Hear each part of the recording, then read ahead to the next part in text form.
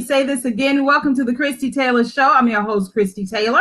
Super excited to have you here today, and I'm excited to celebrate music in the month of March. And we got to go to one of my hangouts all the way to La La Land. We're going to LA today to talk to two amazing musicians, jazz and blues. They met in LA, Los Angeles-based duo Law and Chaos have brought a fresh and original sound to the world of jazz and blues. This extraordinary fusion is a celebration of two classic musical genres with contemporary musical influences to present their stories in a unique and thought-provoking way. The band consists of lead vocalist and trumpet player Nick Andrea and locally renowned blues guitarist Thelonius James Sullivan, each of which add their own unique spin to the blended style. Their new single and video, Mrs. Second Place, is now available on all platforms. Please welcome to the Christie Taylor Show, Law and Chaos. Hi, gentlemen. Oh, hello. and Nick, I hope I said your last name correctly. Was that correct? Andrea. My whole life people said, is Andrea Nicholas here? So it's actually Nick Andrea, but close. Oh, okay. Well, good for me. Good for me. Well, first of all, I see the sunshine from LA smiling in on me through your window. I love it. Yeah, we have a little skylight. It's peeking through.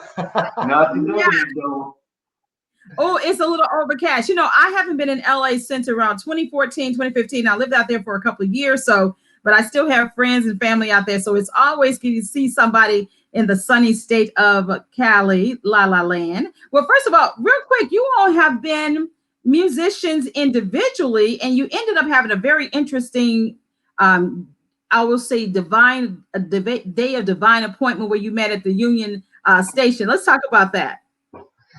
He loves to tell the story. We met at the Greyhound bus stop. So there's a dispute here. We say at the train station, he says at the bus station, but one of those two places. And well, I saw this guy here, Nick, and he had a bunch of old vinyl records under his arm. See, and I noticed they were blues musicians. Johnny Hooker, Mississippi John Hurt, Muddy Waters, Howlin' Wolf, and stuff like that. So good stuff. We struck up a conversation, and we found out we had some things in common musically, and the rest, as they say, is history. You know, it's nothing like meeting a man at a train or a bus station with an armful of vinyl. Nick, tell me about that. So why were you walking around with vinyl? I was in the process of moving, so I was going from one location to the other. I've gotten everything else out, but my vinyl, I don't trust with movers. I don't know about you, but movers tend to break things. I was like, you can break anything you want. You break my watches, you can lose my clothes, not my vinyl. Not my vinyl. And what an amazing collection. So talk about your musical. I see it. First of all, let me just pause and say the very fact that you two gentlemen have your live instrumentation here, your live instruments here, we will be having to have a little performance because I'm super excited about it. You got the horn, he has the guitar, so yes, and I might have to break out and sing today. But before we get into our live performance, so you're a trumpet player, but you have, and of course I know you have jazz a part of your musical background, but you had a lot of blues musicians and artists in that arm full of vinyl. Let's talk about your musical influence. It's funny you say that because even as a young jazz musician, I always related more to blues artists. And my trumpet playing, and there are not many trumpet players who are blues trumpet players. And so I was sort of an oddball, even within the oddball world of jazz.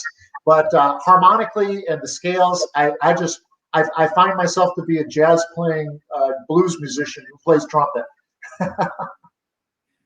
That's a great way of saying it because here I am based in Memphis, Tennessee, which is rich in all genres of music, from the, Delta music, the blues, you have the jazz. Of course, Maurice White was originally from here. Aretha Franklin was born here. We've got Al Green, Isaac Hayes, Elvis Presley.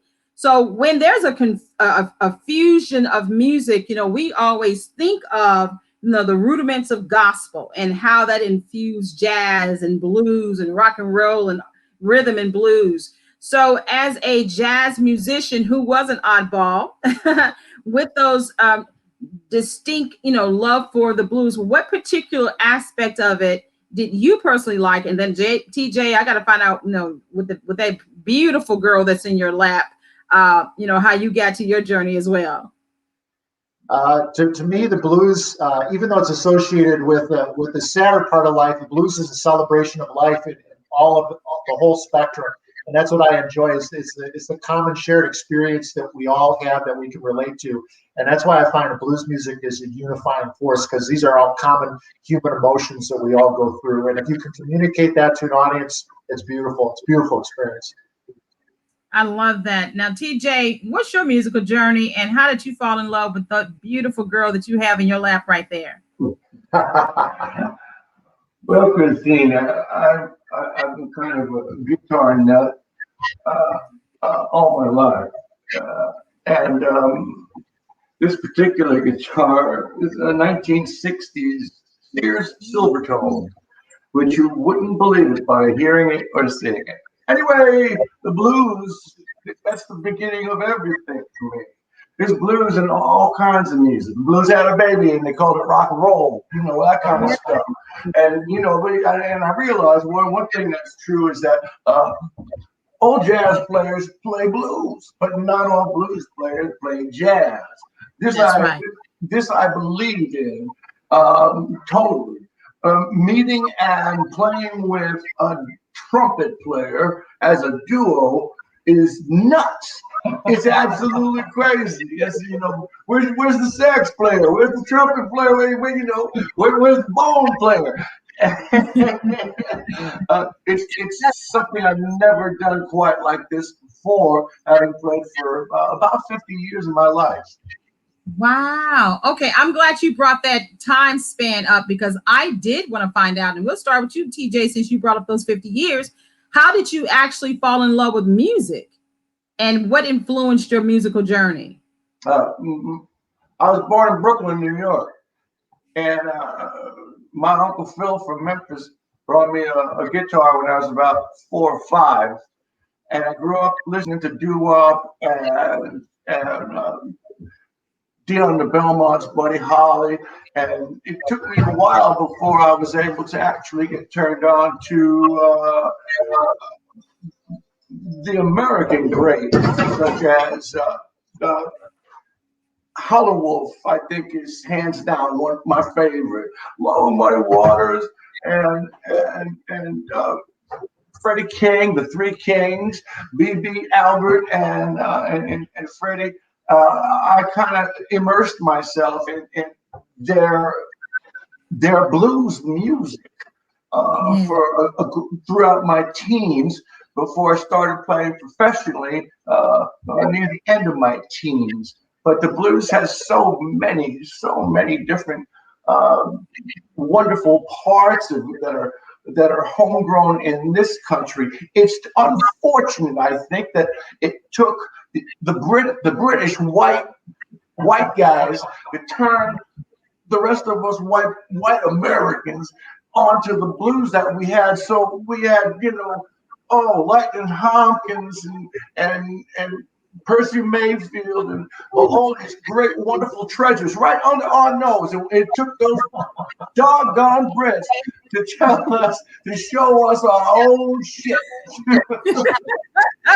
I have a friend who is originally from the UK, and he grew up definitely playing from, I don't think he may be 10 years shy of you guys, but he talked about that. He grew up in those Irish pub, and he had a great love for American music. And he talks about the great influence. And that's literally why he moved to Memphis in his elder life, so that he could play on the streets and in the bars and in the clubs that a lot of people it was inspired by. So it's interesting to hear your take on those Brits coming over here and having God bless them. God bless them. You know, they had the years. You know, we were all too busy listening to the Beach Boys and stuff, and then when the Rolling Stones, brought Muddy Waters and Howlin' Wolf over to England, bam! Yes. Next thing you know, they're all on American TV. Yes. So, you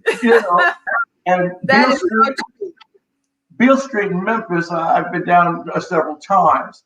I think I've played at Rum Boogies and Wet Willies and the New Daisies Theater, and met some incredible people there. Zach Harmon, Janet Magnus, and Wow. it's a place every musician, every blues musician at least, should visit and soak it in. I told you he wasn't shy about talking. And I'm not going to talk about the food. Oh, come on, Don't talk get me about started. this. Music and food and beer. Come on now, Beale Street, all about that. Oh my goodness. But this has been interesting. The very fact that you said one of the first instruments you received was from a family member who brought it from Memphis. So you have a strong Memphis connection. So, you know, you're family. Now, I participated in the international blues competition there 3 different times. Oh, wow. And that's a good experience for anyone. You know, it's really powerful to hear that, you know, living in Memphis, oftentimes is like with anybody, you can get so accustomed to the greatness of the city and its legacy and its history. So it's always fun to have these type of conversations to remind us all how amazing the city is and how much the influence is still felt. And to see you two guys now, of course, he gave us his story. Now, Nick, how did you fall in love with Memphis, and definitely with that beautiful, beautiful gift that you have in your hand? Well, I have to be honest with you. I have not had the pleasure of going to Memphis and competing in the competitions that this man has. I've had to admire it from afar and through my love of the blues. I was a jazz trumpet player geek of some relative renown, at least on the high school level. And then my father said, you know, you need to go to law school. You need to put that horn in the closet. So I put the horn in the closet and I stopped playing for close to 30 years. And, you know, through this man's influence and meeting, I started playing every single day on park benches till these muscles, these embouchure muscles recovered. And that's not something that comes easily when you're my age. You have to rebuild the muscles. But pretty soon we were playing together. And our goal actually is I want to get back with him and compete in this international blues competition. That's one of the things Law and Chaos is set out to do once this horrible pandemic is over. Wow, that is amazing. So let me get this straight. This love affair of Law and Chaos, and I have to get to understand how you all came up with that name, because neither one of y'all seem lawless or chaotic. So where did you get the name Law and Chaos? Well, we were playing around with some various different names, and some of them were more comical than others. And I said to TJ, we need something that's more universal and more understood. He's like, well, you're a lawyer, so we should start. And we started with various law, and then I looked at my man here and I said, well, if I'm law, you're definitely chaos. And we looked at each other, and it was sort of like peanut butter and chocolate coming together. And we're like, oh, wait, Law and Chaos, that's it. It has nothing to do with the show Law and Order. Which my mother loves to watch. Law and Chaos. I love that. Okay, so when it comes to Law and Chaos, you met about 2 or 3 years ago, right before the pandemic. And I'm loving the fact that you being very much committed to music, and the very fact that you had a vinyl collection that you were not willing the movers to touch, showed the remaining commitment to your music, and the very fact that you met this amazing blues man who had you pull that trumpet back out, and you've been, as you say, getting back on that bicycle and riding that bicycle again, and now you all have new music. Let's talk about, it's one thing, you know, and I have a lot of musician friends of all ages. It's one thing to go back into, you know, a playing mood of live music, but to actually go and record. What made you all make that decision?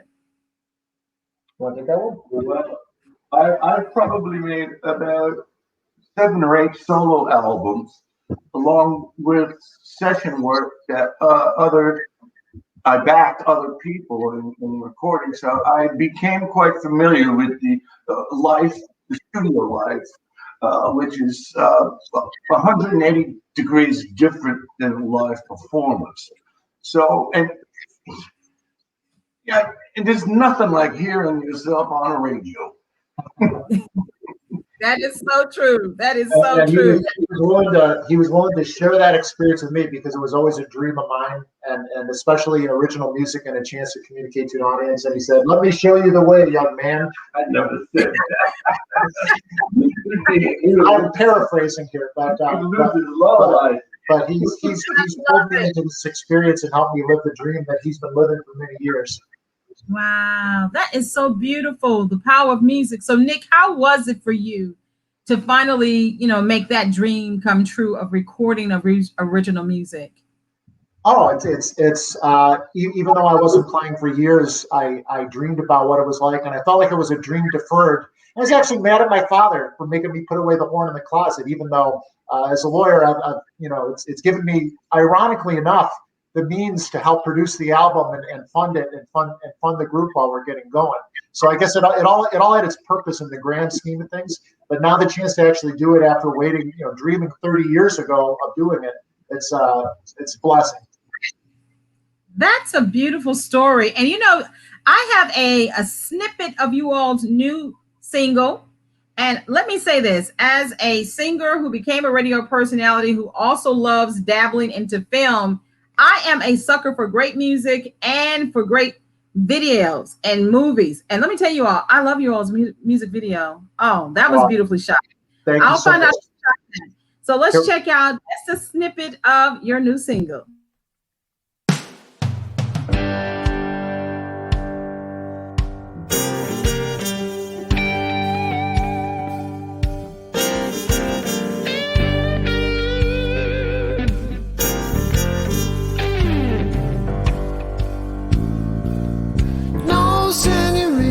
Tequila, no more Mistress Cocaine. The only there.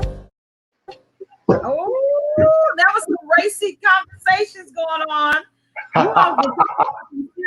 First of all, I really loved the intro. To me, it was a beautiful blend of you both. That guitar, that trumpet, and then when you came in with that very slick and polished, but yet rough vocal, I was like, okay, he giving me some, nice jazz vocals on that. I love that. Let me give you a little thing about the trumpet. Originally, we were going to throw in a harmonica there because it's blues and you got to have harmonica. But we were working with this guy that was a flake, and he's like, I only want to hear it as a finished product before I get involved. I'm like, okay, we don't need a harmonica. I threw in a harmon mute. And it's sort of a blessing that it happened that way because it's got a more distinctive sound than it would have with a harmonica. Oh, definitely. And honestly, just as a person who was in radio, if I was booking you all for a festival, the very fact that you used the horn, which is the jazz influence, along with his guitar, actually creates a signature sound. So Law and Chaos, that is flawless. That was beautiful. Now, even though I don't have the music video, which you all can check out, scrolling across the bottom, their YouTube channel, along with their other social media and their website, be sure to check out this amazing music video. Tell me who shot that for you all, because I loved the throwback cinematic feel of it. The man is our producer, but also our music video director, Christie Fall, who he's worked with Stevie Wonder. He's worked with Glenn Campbell. It's sort of a who's who of the music world, and his inspiration and his technical ability has really helped propel when we try to do a music video and communicate something. We decided on a film noir kind of style for that. And you film buffs will probably recognize where that opening scene is from with the silhouettes of TJ and I walking. But check it out. We were also satisfied as filmmakers, not just as musicians. The genius. Yeah. So, okay, TJ, what was your comment on that? Christie Fall is a genius. He pretty much produced five records for me. Wow. He's a joy to work with. He can bring out the good stuff you got hidden in the back of that brain. I love he that knows guy. back there and get it, huh? He can go back in the back of the mind and pull it all the way forward. I love it. Now, TJ, your TJ stands for very famous musician. Can we talk about that full name? That name came from a recording session I was doing with Oscar Jordan. Oscar Jordan's a music journalist, a fabulous guitar player, and he's an actor, TV and film. And I was recording some dobro music for this one particular tune. And this British guy on the piano, he was in the control room with Oscar and the engineer. And he comes on the microphone and says, "Hi, TJ, what does that stand for?" And Oscar, in his infinite wisdom, in his best Miles Davis voice, said, "Man, don't you know that's Thelonius James?" And the British guy said, "Is that all right?" And I said, "Yeah." And so I used Thelonius James as a stage name. My given name is Thomas John. And I like Thelonius James better, actually. Wow, that's a good way to be christened as a genius. And with 40 years in the music industry, apparently you have proven yourself worthy of such an amazing name. I love it. I love it. Now, of course, you gentlemen, you all have another single out as well. Can we talk about that as well? The name of that one that's also featured on your YouTube channel? Oh, the Skeletons in My Basement? Yes. Yeah, and that one, this is the beauty of Law and Chaos, is we feel like we have the whole universe of jazz and blues, and sometimes the needle will drift one way, sometimes the needle will drift the other way. That one was a little bit more, I would say, a little bit more jazz-based, but with some blues influences. And the idea was, I was saying to myself, I got a lot of skeletons in my closet. Wait a minute, closet's not big enough. I need a whole freaking basement. And it just sort of jumped off from there with the dark imagery. The video is out of control. It's wall-to-wall skeletons. I never want to see another skeleton after watching that. But oh, wow. I love it. I love it. Now, we're going to have you all provide for me a private show right after this.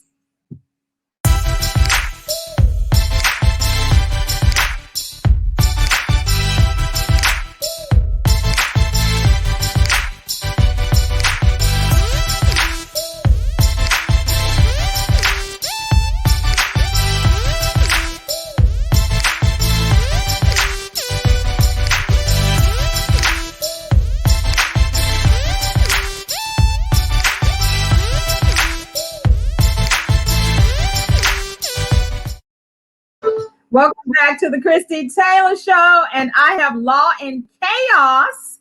That is Nick and TJ, and they have brought their beautiful guest with them, and they're going to play and serenade me, and I'm going to get quiet. I'm going to try not to bust out into song. Just play for me a nice little melody. Law and Chaos on the Christie Taylor Show.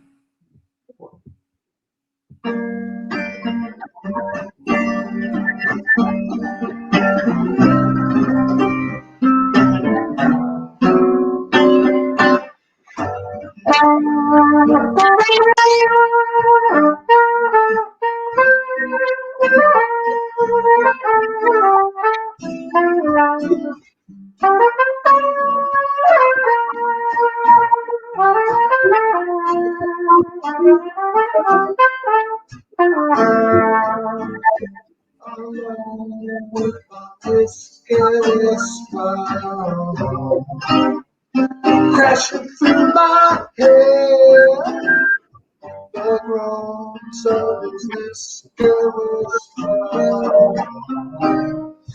Dancing with the dead, spirits out happy, now they can't man. Jack is busy rebel, the rains are coming down. Johnny Black is blue, red with lots of flash of blue. Howling souls in the morning, making eyes come true. It's 2 a.m. I say I'm ready, I'm here to see the day. When they come me, this is what I do.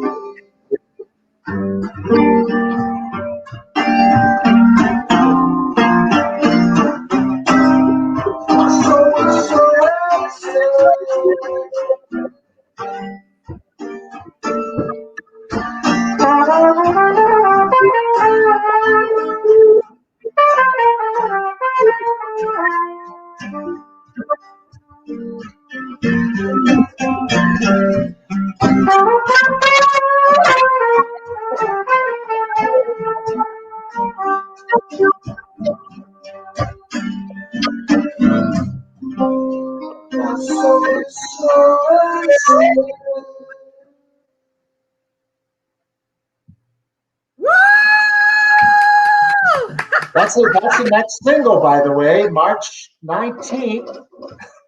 Whiskey Whispers. Whiskey Whispers. I did see that you all have a strategy. What, every 2 months you're going to drop a single? And of course, I'm sorry, go ahead. No, okay. I was like, this is an opportunity for us to get a preview of that. So thank you very much. Oh, you're welcome. It sounds a little bit different with full instrumentation. That's our little acoustic version of it. Well, I enjoyed that. And of course, for those, this is my special guest, Law and Chaos on the Christie Taylor Show. Be sure to check out their website, lawchaos.com. They're also on Facebook and Instagram. They have a new single out, and they're going to be dropping this one. Is it this week? Next week, I think, March 19th, whenever that falls. Yes, March the 19th. So we have been privileged to hear the new single before it drops. And of course, we want you to check out the amazing music video as well on their website of their latest single that you all dropped. How many singles do you plan on dropping this year in 2021? I think we're releasing 6. We'll come out with a vinyl album, with 2 unreleased singles on it. So it should have 8 tracks on it. That'll be out in the fall. Blues at Dark is the album. Congratulations. All right, bringing back the vinyl, Blues at Dark, Law and Chaos. I'm looking forward to having a signed copy because that's going to be a collector's item. Oh, absolutely. I love it. And maybe one day someone will be walking through the Union Station under their arm with a collection of Law and Chaos vinyl. Any last words anyone would like to share with our audience here? I'd like to thank Nick for everything that made this happen. It wasn't my idea. It wasn't my idea. What am I gonna do playing with a trumpet player? You know, I need, you know. But this has really been enlightening for me. I've never had a dual situation like this with a trumpet player. And Nick is a perfect gentleman. And somehow I found a master blues man to lead me down that path. It's wonderful. Thank you, TJ. And he's smarter than me, so it's much better that way. Well, this is a beautiful union, and I'm very grateful that you all have graced the show, the Christie Taylor Show. And I'm looking forward to hear a lot more music from you guys over the years. So thank you for coming to the Christie Taylor Show. And for those who are watching, be sure to follow them. Yeah. Oh, you're very welcome. You're very welcome. Be sure to follow them on their website, their social media. And thank you all for watching once again. The Christie Taylor Show. Until next time, much love.